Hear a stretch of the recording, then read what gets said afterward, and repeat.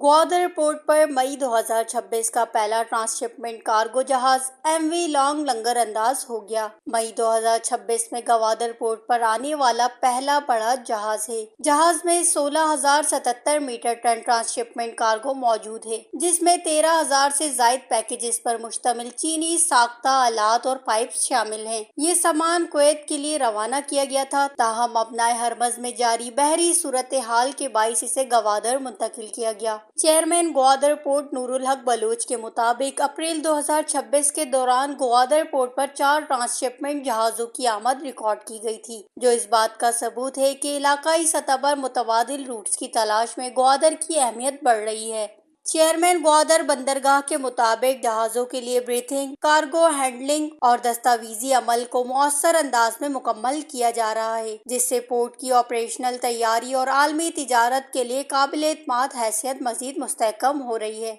ये अमल ग्वादर पोर्ट को बहरिया अरब में एक अहम ट्रांसशिपमेंट हब के तौर पर उभार रही है, जो खलीजी और इलाकाई मंडियों के लिए महफूज और मौसर मुतबादिल रास्ता फराहम करता है। वश न्यूज़ ग्वादर।